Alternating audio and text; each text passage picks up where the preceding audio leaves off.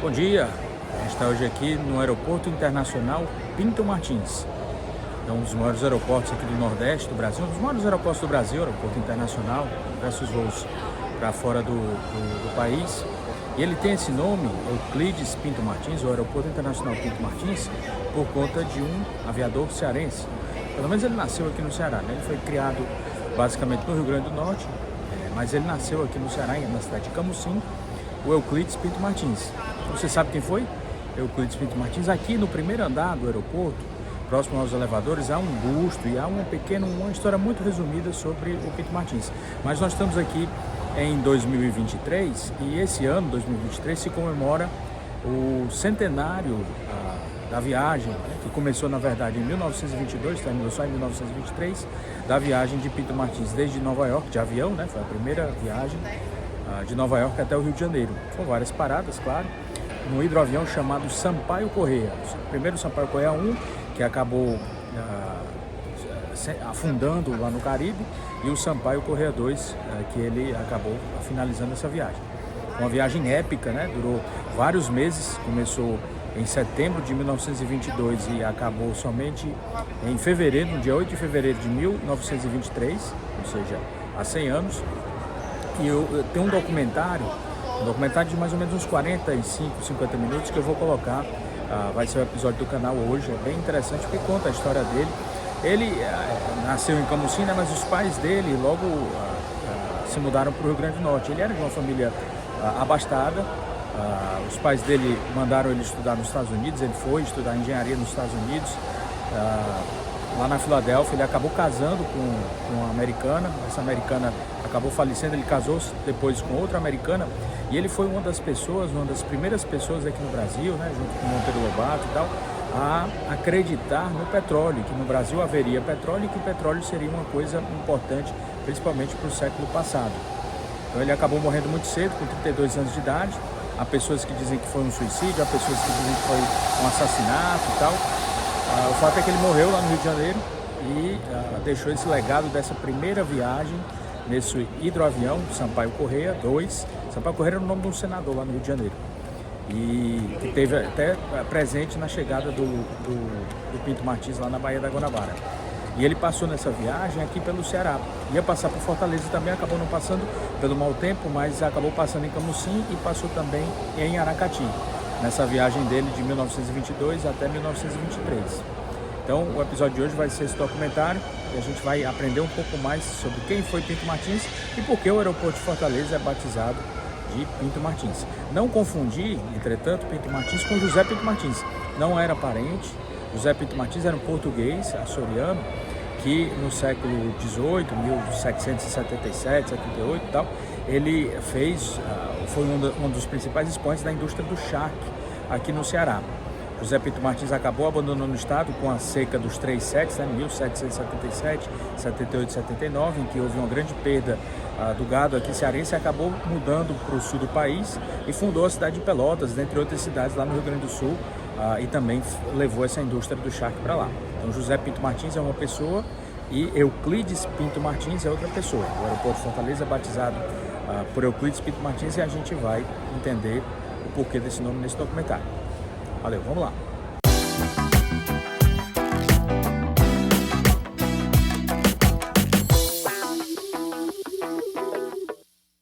Então, bom dia. Hoje o episódio vai ser sobre o Euclides Pinto Martins. Na verdade, um documentário que eu vou colocar sobre o Euclides Pinto Martins. E a gente vai ver e vai entender um pouco mais a história desse cearense, nascido aqui no Ceará, criado no Rio Grande do Norte, que foi muito importante para a aviação. No começo do século passado, né, havia muitas pessoas que estavam explorando novas rotas, né?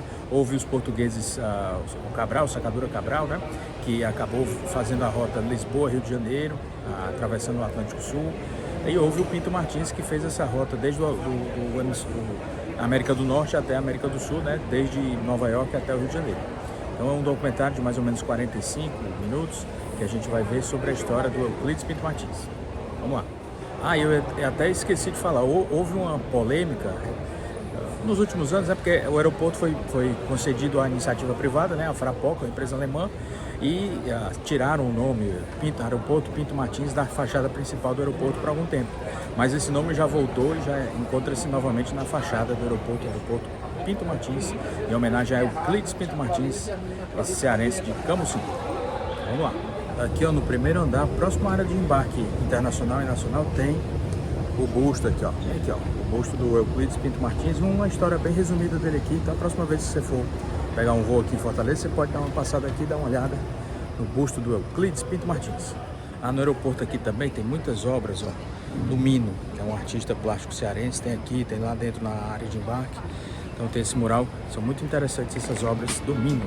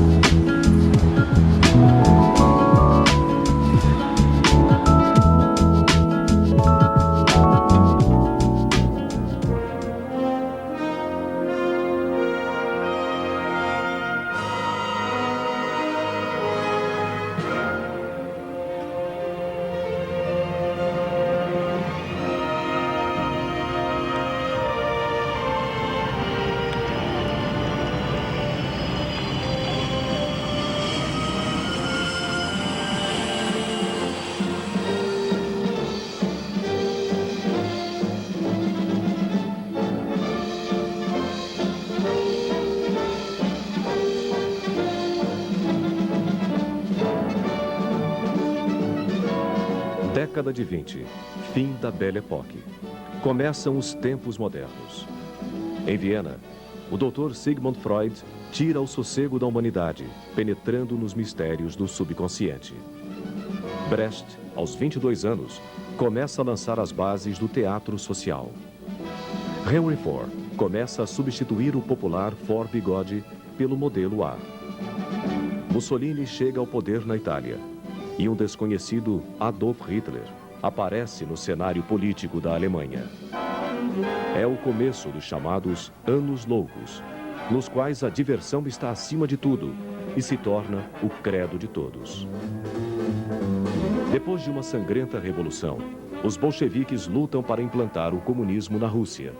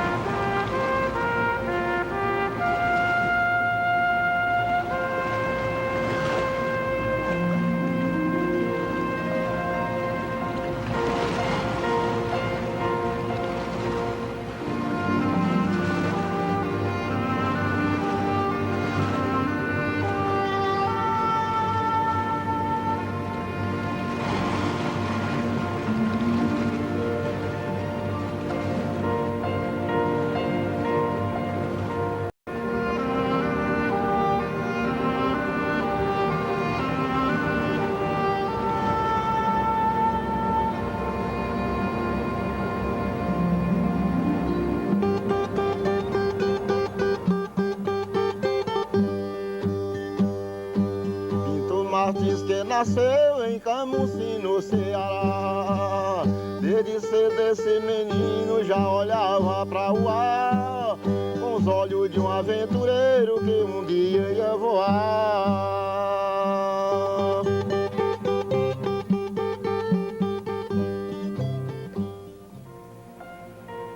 Fugido de casa e depois de vagar durante 10 anos pelos portos da Europa, o marinheiro Antônio Pinto Martins voltou ao Brasil e, mais precisamente, foi parar em Camusim. Aventureiro nato, ele pensava em permanecer pouco tempo naquelas paragens. Foi ali que ele conheceu Maria do Carmo Araújo, a Doninha. Antônio e Maria se casaram em Camocim, em 1889. No dia 15 de abril de 1892, nasceu Euclides Pinto Martins, o primeiro dos 12 filhos de Antônio e Maria. Um ano depois, a família Pinto Martins se transferiu para a cidade de Macau, no Rio Grande do Norte, e em seguida fixou residência em Natal. O meu avô, Antônio Pinto Martins, ele esteve afastado muitos anos do Brasil, esteve na Catalunha. Quando chegou no Brasil, mal falava o português, teve que aprender novamente a falar o português. Mas a atividade principal dele era a pesca. Ele ganhou uma concessão do governo brasileiro para explorar uma ilha chamada Ilha das Rocas. E ele sustentou a família principalmente com a pesca. A pesca é que pôde ele dar meios para ele educar os 12 filhos, entre eles o aviador, meu tio Euclides Pinto Martins. Pinto Martins, quando era garoto, ainda estava aprendendo um ABC, o ABC dele não podia ser em papel porque ele rasgava as páginas para fazer pequenos animais, fazer pequenos objetos com esse papel. Então o ABC dele tinha que ser feito em tábuas, né?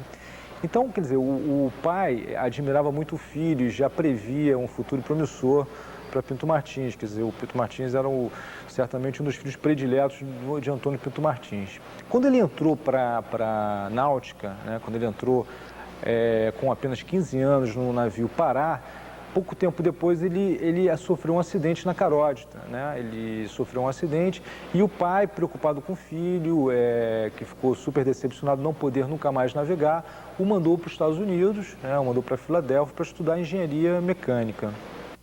Ele era o primogênito, né? Era o filho mais velho. E o pai realmente tinha grande afinidade e muitas esperanças no Euclides, dado a sua participação na sua vida escolar, né? Ele sempre foi um aluno dedicado e ele queria um horizonte maior para o filho. E mandou ele para os Estados Unidos, onde ele poderia se aperfeiçoar e se formar, enfim, ter uma atividade profissional compatível com as qualidades dele. No princípio do século, os Estados Unidos já possuíam um excelente sistema ferroviário. As estradas de ferro cortavam o país, unificando a economia e gerando progresso. Euclides foi estudar engenharia mecânica aplicada às estradas de ferro no Drexel Institute, na Filadélfia.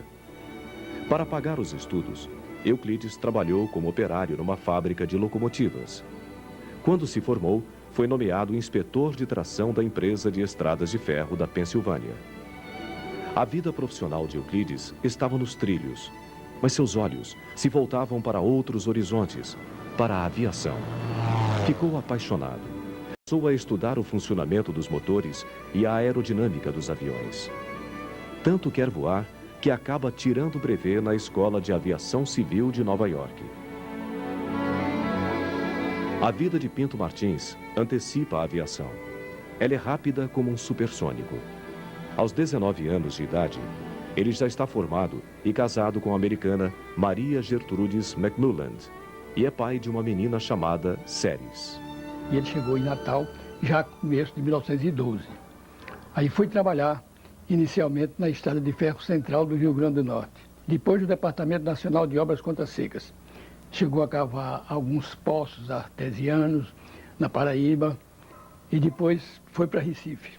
Fez uma firma, organizou uma firma de material elétrico com um engenheiro chamado José Rocha e fizeram até, por sinal, a instalação da iluminação elétrica da cidade de Goiânia, feito por essa firma dele, que é ali pertinho de Pernambuco.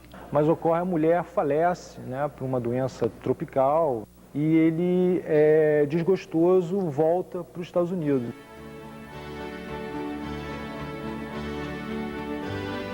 Euclides Pinto Martins regressou aos Estados Unidos em 1918 como adido do consulado brasileiro em Nova York, cargo que ocupou até 1922. Em 1919, ele se casou com Adelaide Sullivan, filha de um rico homem de negócios. Deste casamento, nasceu Adelaide Lilian. Aos 29 anos, Pinto Martins tinha sua própria companhia de navegação e estava bem adaptado à vida americana. Mas ele queria voar mais alto. Em janeiro de 1922, durante uma festa no Clube Naval, ele conheceu o tenente Walter Hinton, instrutor de voo na Flórida e famoso por suas proezas aeronáuticas.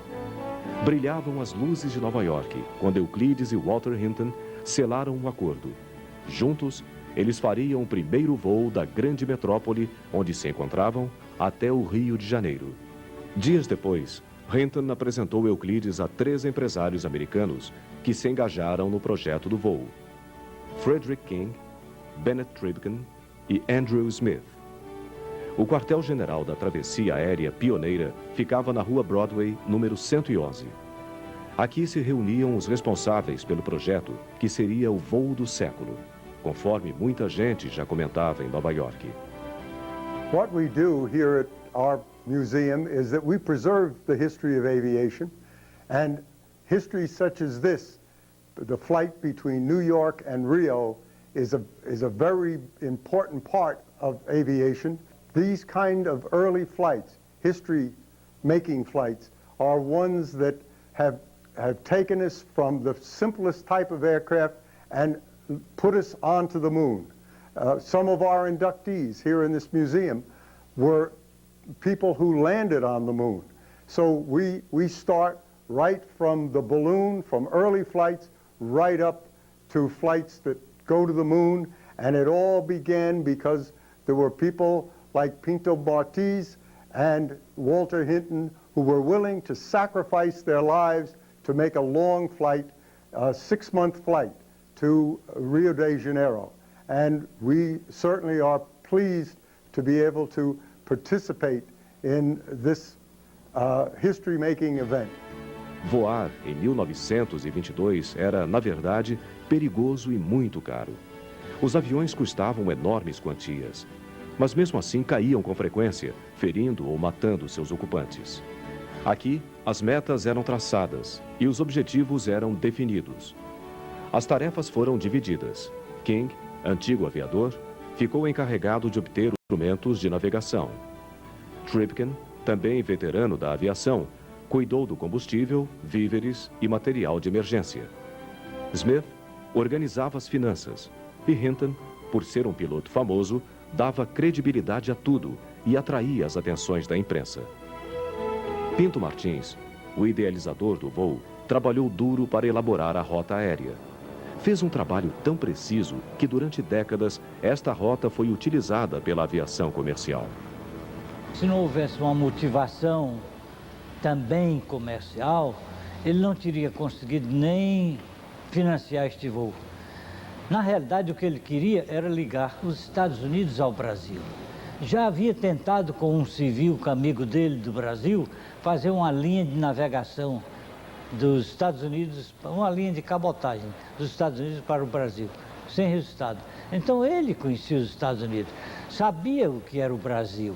E ele não queria ficar feito caranguejo arranhando as praias do Brasil. Ele queria ver o Brasil lançar-se para o futuro. E ele, morando nos Estados Unidos, sabia que o futuro estava ali. Com esta ligação, que seria Nova York e Rio de Janeiro, era uma linha que poderia se estabelecer no futuro, como logo depois, algum tempo depois, se estabeleceu, no mesmo itinerário que ele fazia. Era a NIRBA, uma companhia de Nova York, Rio, Buenos Aires, NIRBA. Mas o que havia mesmo era idealismo, porque era a época da independência do Brasil. Nós estávamos comemorando a nossa independência. Era uma grande festa, internacionalmente conhecida.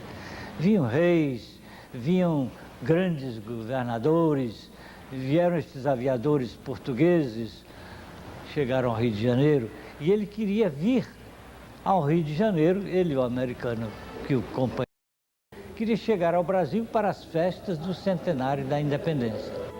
O aparelho escolhido foi um Curtiss H-16, hidroavião biplano com 28 metros de envergadura, 2 motores da marca Liberty, com 400 HP cada, hélices de madeira e asas cobertas com tela envernizada.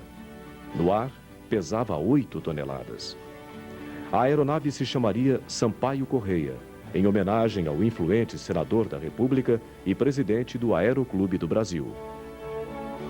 O dia da partida se aproximava e na Rua Broadway, número 111, o clima era de euforia com o interesse que o voo vinha despertando.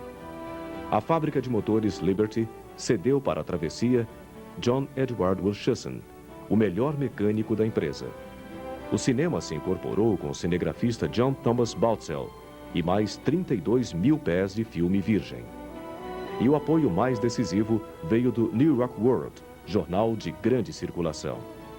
O jornalista George Thomas Bay foi designado para cobrir os preparativos e também todo o percurso a bordo do avião.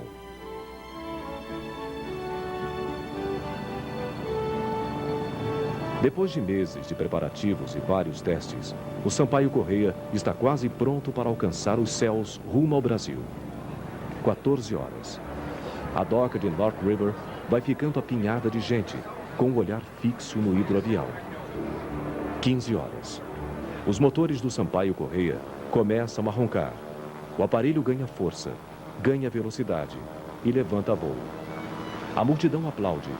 Uma despedida emocionante e sem precedente na história de Nova York.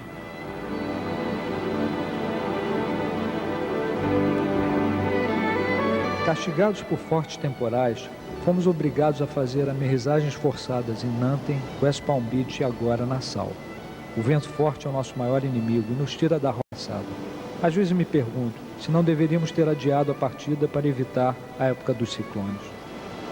Decolamos de Nassau rumo ao Haiti. Por causa das chuvas fortes, fomos obrigados a descer em Porto Talamo, em Cuba. Estamos esgotados, mas firmes. Chegaremos ao Brasil em setembro. O tempo melhora. Pinto Martins e seus companheiros decidem retomar o voo. Às 5:30 da tarde, o Sampaio Corrêa está de novo no ar, rumo ao Haiti. They had fog to contend with. They had no such thing as weather stations or places to refuel. So the mechanic would have to maintain the airplane because they would not be independent. They had a lot of problems with the engine or the airplane itself. They had Liberty engines on board. So everything was in its infancy and brand new, and nothing was proven for any such accomplishment such as this. So they were able to get down to perhaps maybe Atlantic City in about 2 or 3 landings, but it was on account of fog. And they had to land each time and wait for it to clear up or wait for the next day.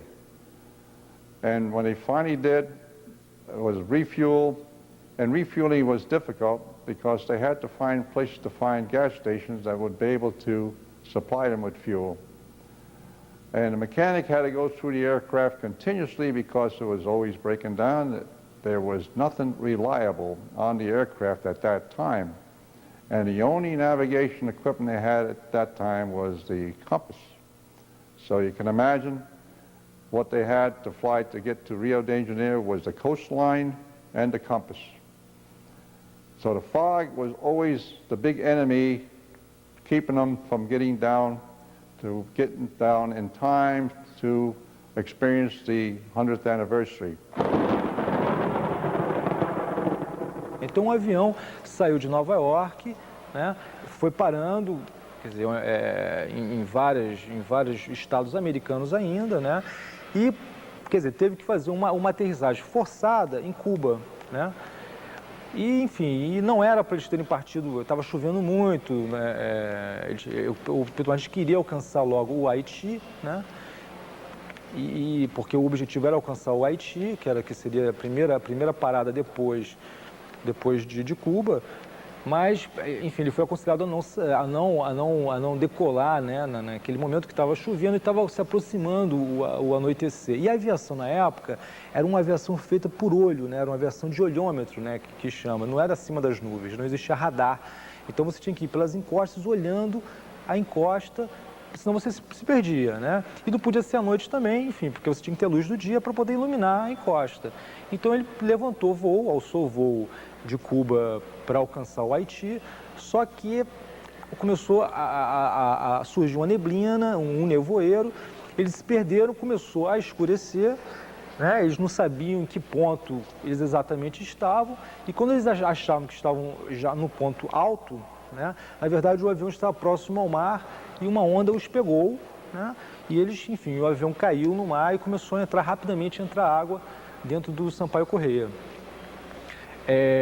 Depois que se recuperaram do susto, né, a tripulação se recuperou do susto, notaram que havia, eles caíram perto de Cuba, perto do Cabo Mais, notaram que havia tubarões em volta da aeronave, isso narrado inclusive por Hinton em vários jornais brasileiros e alguns e no The World também. Tubarões em volta e que o avião rapidamente afundava. Pinto Martins tinha algumas noções de náuticas, né? Rapidamente pegou a lanterna dentro do hidroavião e começou a fazer sinais com essa lanterna de SOS, sinais de socorro, e um contratorpedeiro americano chamado Denver estava por perto, viu os sinais que o Pinto Martins fez, se aproximou, veio se aproximando e salvou os pilotos de naufragarem e, consequentemente, serem devorados pelos tubarões, né? Mas o sonho de Euclides Pinto Martins não está perdido. Mas o The World, que estava financiando todo o evento, né? O que foi? Ele resolveu dar um novo avião para continuar a viagem, porque para ele interessava, ele estava vendendo muito jornal com a travessia Nova York e Rio de Janeiro, né? Estava tendo recorde de vendas assim o tempo todo. Então o The World deu comprou um novo hidroavião, um hidroavião que já era antigo, um avião que já tinha 7 anos de uso, né? E eles foram de Cuba para Pensacola, na Flórida, pegaram esse novo hidroavião, deram uma arrumada nele, né, e tal, e continuaram a travessia. O que é curioso, é um negócio... Ele tinha uma filha chamada Ceres Pinto Martins, casou-se com o diretor da Pan América, e na última guerra, ela viajando com o marido, o avião caiu e eles morreram no desastre de avião. Quer dizer, imagina, o pai que fez uma viagem num avião de asa de pano, hélice madeira, sem auxílio da terra, sem radar, sem rádio, só com bússola, com uma carta náutica aérea feita ali, viajando 5 tripulantes num avião daquele, né? Um hidroavião. Pô, e ela, num avião de carreira, o avião caiu e ela faleceu. No Brasil, presidido por Epitácio Pessoa, começam as comemorações do centenário da independência. O ponto alto é a Exposição Internacional do Rio de Janeiro, que atrai milhares de visitantes. A então capital da República tinha passado por uma grande reforma urbanística, com a demolição do Morro do Castelo, no centro da cidade. Em seu lugar, surgiram novas e belas praças e avenidas. Logo que eles saíram no Sampaio Corrêa II, o avião ficou um mês retido em Porto Príncipe, porque o mecânico do avião era o Wilhelmsen, aquele alemão que era especializado nos motores Liberty, fez uma adaptação para a refrigeração. O avião ia entrar numa zona puramente tropical e a refrigeração ia ficar prejudicada. Aí ele ficou um mês. Em Porto Príncipe, eles ficaram um mês. Eles levaram 175 dias na viagem. Em terra, desses 175 dias, eles ficaram em terra 136. Só voaram 39 dias. E um mês aqui na Paraíba, aqui juntinho do Rio Grande do Norte, na Baía Formosa. Ficaram quase um mês aí. Eles retomaram a viagem e continuaram a ter problemas constantes até a chegada no Brasil em dezembro, em Macapá. Problemas, enfim, por equipamentos precários, né? Quer dizer, o Pinto Martins, o instrumento principal do Pinto Martins a bordo era uma bússola, né? Não existia radares na época, nenhum apoio de terra, né? Com rádios, etc. e tal. Então, quer dizer, não era raro os momentos que eles se perdiam, que a rota era perdida, eles tinham que retomar, isso se perdia horas, às vezes dias, né? Foram vários os momentos que eles tiveram que parar nas repúblicas da América Central para recuperar alguma peça, e essas peças muitas vezes tinham que vir de navio, né? Então, quer dizer, a viagem foi assim uma verdadeira odisseia, né? Quer dizer, eles chegaram, na verdade, saíram em agosto de Nova York e só chegaram no Brasil, em Macapá, em dezembro.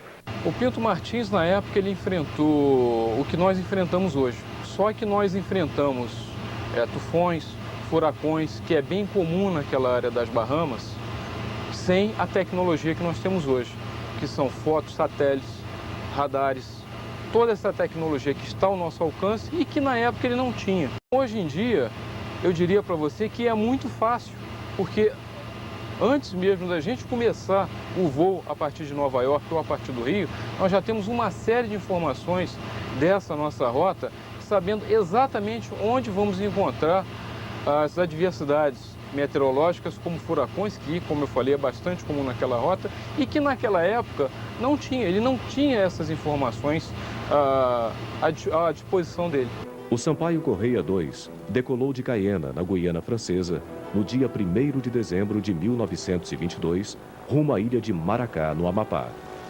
Mais uma vez, as chuvas obrigam a uma aterrissagem forçada no rio Cunani, já em território brasileiro. Quando o hidroavião se aproximou da ilha de Maracá no dia seguinte, passou a voar em círculos sobre a selva amazônica, porque a barca que lhe trazia o combustível estava atrasada. Essa demora obrigou a nova descida forçada em plena selva. Ele chegou, ele vinha voando e dormindo depois que ele saiu do rio. Primeiro rio brasileiro que ele tocou na fronteira, ele vinha dormindo, estava muito cansado. Vinha dormindo. Quando o americano diz, olha, nós estamos sobrevoando já o Pará. E ele então acorda, toma a direção do aparelho, ele mesmo pilota, sobrevoa Belém, diz ele a 1000 pés, depois de si mais um pouco, e eu via o povo na rua, vibrando de entusiasmo. Sobrevoei Nossa Senhora, Nazaré, e desci finalmente com muita facilidade em Belém.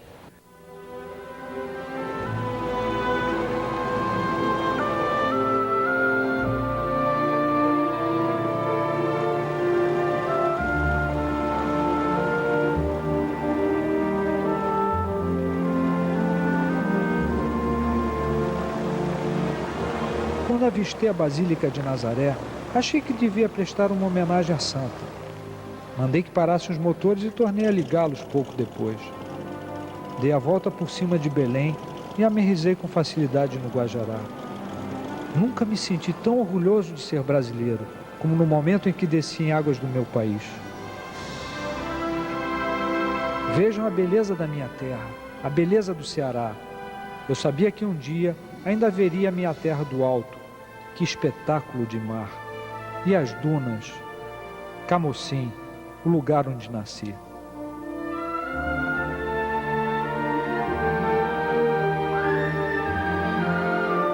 A meninice do meu tempo era muito curiosa.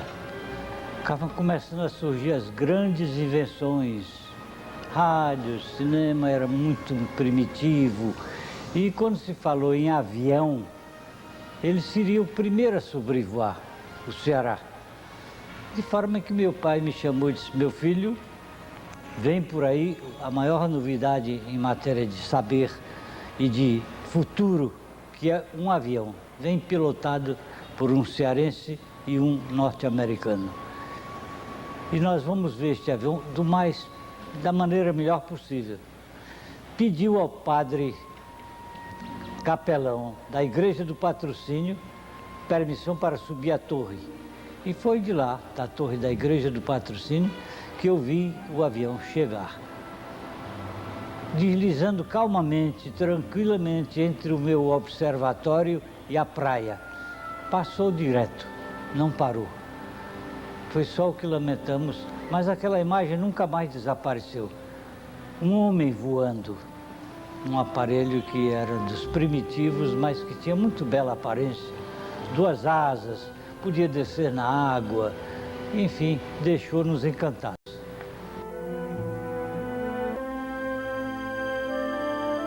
Em Cabedelo, ele também não pôde prosseguir viagem.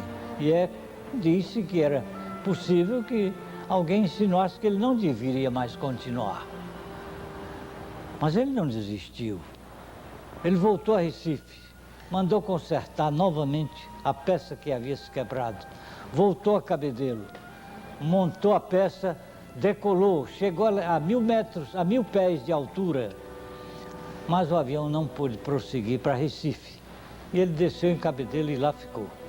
Foi aí que o nosso ministro da Marinha, aliás, não era ministro, era o chefe da aviação naval, viu que aquilo era uma coisa que não podia ser interrompida. Aquilo talvez tivesse grande influência futura na navegação aérea no Brasil. E mandou então auxiliar, mandou um navio vir do Rio de Janeiro trazer um motor para colocar no avião. No Recife, o pai, porque a família de Pinto Martins morava em Recife, o pai morava em Recife com os seus irmãos. Então o pai conseguiu cavalos brancos, alugou uma carruagem com cavalos brancos, né? E Pinto Martins foi recebido por milhares de pessoas, você vê isso nas matérias da época, em fotos da época, por milhares de pessoas, e atravessou aquele turbilhão de gente nessa carruagem, ele e os americanos, essa carruagem levado por cavalos brancos, né?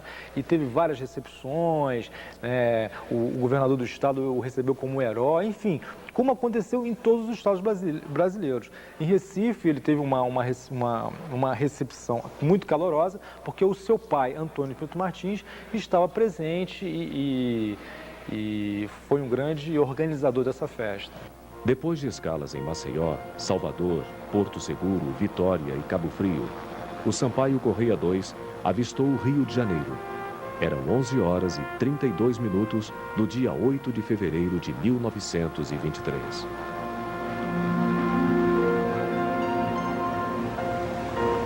Euclides Pinto Martins e seus companheiros haviam percorrido 6.146 milhas em 176 dias, num total de 100 horas de voo.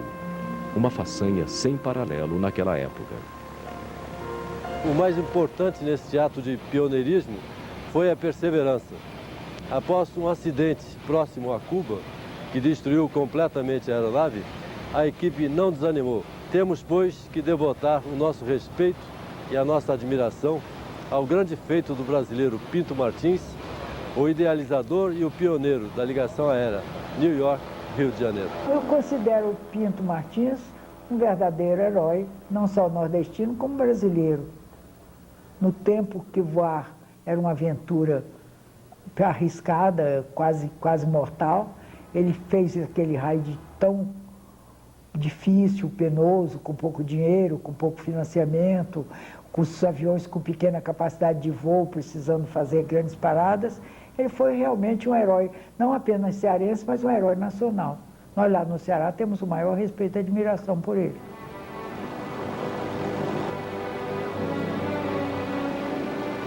Eram 12 horas e 6 minutos quando, ovacionado pela multidão, o hidroavião aterrissou na Baía de Guanabara.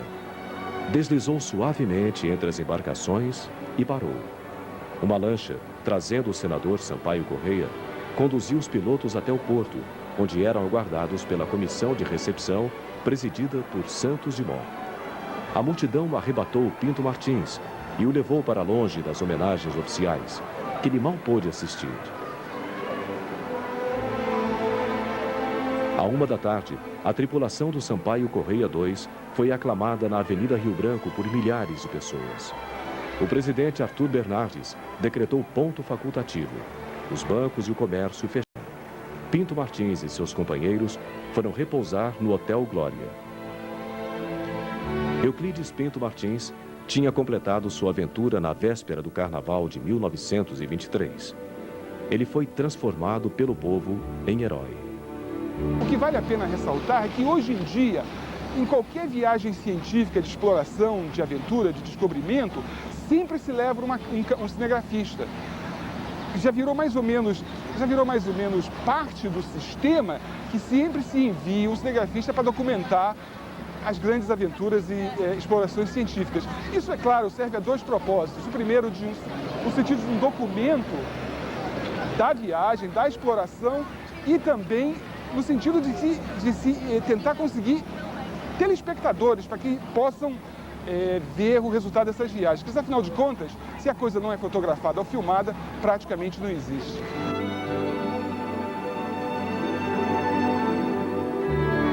Naquele tempo, a Lapa era o bairro boêmio do Rio de Janeiro. Naquele ambiente habitado por muita gente suspeita, repleto de prostíbulos, casas de jogos, cafés e restaurantes, que Euclides Pinto Martins decidiu se fixar. foi quando conheceu, num cabaré de luxo, a bailarina húngara Aida Uderstone. Apaixonaram-se e foram morar juntos. Um escândalo para aquela época. Pinto Martins ainda era um homem casado e, afinal de contas, um herói brasileiro que acabava de se juntar a uma bailarina, né? Mas eu acho que ele não está muito preocupado com isso, não. Manteve aquela relação até o final da sua vida. Se ele tivesse frequentado um outro meio no Rio de Janeiro, não um meio de boemia, porque ele era um nome nacional, ele teria tido chances enormes. O Martins era um homem de vistas largas. Quando ele completou a travessia Nova York e Rio, ele pensou em fazer vários negócios para dar continuidade à sua vida profissional. Ele em fazer uma linha aérea Nova York e Rio de Janeiro, pensou em ser deputado pelo Ceará, coisa que ele não conseguiu esse intento, mas acabou indo em função da sua experiência americana, e de ver a importância do petróleo para uma nação, e o retorno que isso trazia também, resolveu investir na prospecção de petróleo no Brasil.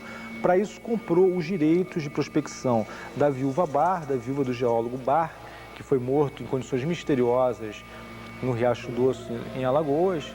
Comprou essas prospecções e começou ele mesmo a articular essa questão do petróleo no Brasil.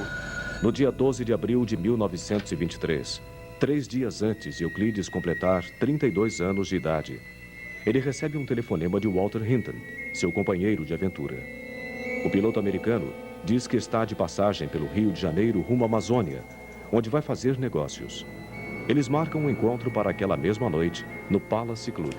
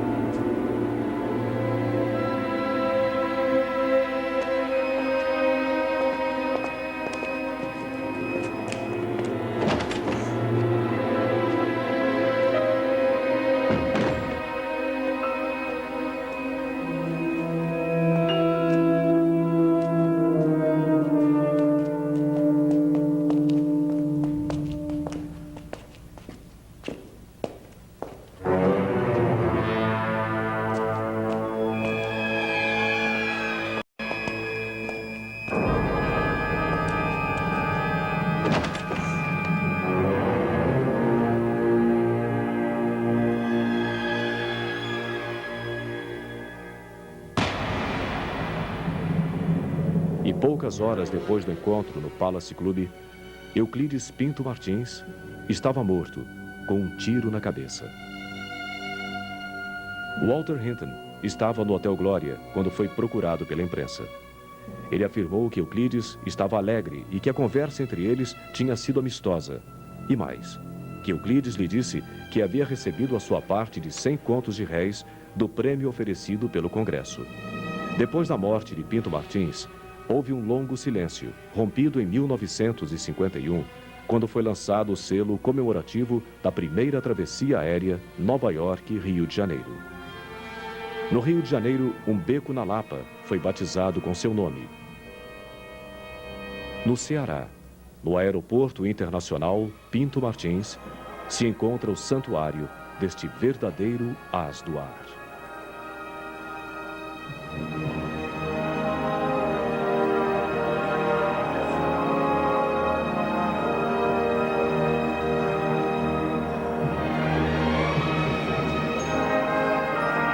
O Pinto Martins era canhoto. Ele deu um tiro na têmpora direita. É uma morte que realmente um homem, com a idade dele, 31 anos, queria fazer 32 anos, 2 dias depois, no apogeu da vida dele. Um homem conhecido internacionalmente, convidado pelo governo dos Estados Unidos para ser comandante da Polícia Aérea de Nova York. Não tinha razões para dar um tiro na cabeça e se suicidar, né? Então, é uma morte estranha, porque um dia, naquela madrugada, naquela noite, lá no High Life, ele teve uma discussão com o Hilton, né? O Hilton veio ao Brasil, chegou um dia antes, veio de navio, chutou a mesa e há uma certa dúvida em relação à participação de outras pessoas, inclusive na morte do Pinto Martins, algumas pessoas na morte do Pinto Martins, porque ele morava no centro da cidade, que na época era o local de elite da cidade, na rua Gomes Freire, e um bar em frente à residência deles, que poucas horas antes de ele chegar em casa entraram duas pessoas que pareciam serem estrangeiros, que eram altos. Então é uma morte estranha que eu não compreendo e não aceito como é que o meu tio, no apogeu da vida dele, 31 anos, uma mulher linda, disputadíssima, um cara realizado com uma mulher bonita, homem de cartaz, ter um convite do governo dos Estados Unidos, mandaram até propor um contrato para ele assinar. Conhecido no mundo inteiro que foi o primeiro voo que ligou os Estados Unidos ao Brasil num avião precário, foi uma aventura, foi um fato heróico, pode ter se suicidado, né? Isso é um negócio que nós... Ele era canhoto. Eu vi a ocorrência policial que tem aqui no Rio de Janeiro, diz que ele deu um tiro na têmpora direita, né? Então, como é que um canhoto vai dar um tiro na têmpora direita? Ele teria que dar na têmpora esquerda. Então, eu tenho dúvidas em relação a esse suicídio do Pinto Martins. Eu posso imaginar o que seria a alegria, o que foi a alegria do Pinto Martins ao chegar a tocar as águas brasileiras, como ele disse. Foi a minha maior emoção da minha vida, foi tocar em águas brasileiras. E chegar ao Rio de Janeiro, encontrar o Rio de Janeiro em peso, esperando por ele, pelo brasileiro que vinha com o americano, os dois juntos, ligando as duas grandes pátrias. E isto na visita que eles fazem ao presidente Arthur Bernardi, o próprio presidente da República ressalta a ligação entre duas pátrias irmãs. Então eu acho que a vida dele foi curta porque ele sofreu outros impactos. A glória não vem sozinha. Depois da glória vem, muitas vezes, o ostracismo. Então, para mim, o Pinto Martins, ele morreu cheio de glórias, porque enfrentou uma fase muito difícil da vida. Depois de toda esta glória, de todo este recebimento da população do Rio de Janeiro e do Brasil todo, ele ficou sozinho. Seus companheiros voltaram para os Estados Unidos e ele ficou sozinho no Rio de Janeiro. Havia 2 prêmios para quem fizesse a viagem, ele não os recebeu. Ele vivia de fazer conferências, de ir a um colégio, de uma apresentação, aquilo talvez lhe desse alguma coisa para o seu sustento. Mas chegou ao fim também, ele deixou de ser a novidade. Os heróis passam rapidamente, o seu nome fica, mas o herói em si desaparece muito rapidamente. Acredito que tenha sido a razão dele ter morrido tão cedo. Ele pôs fim à vida, né? Não há dúvida que ele ainda poderia ter vivido mais, muitos anos mais.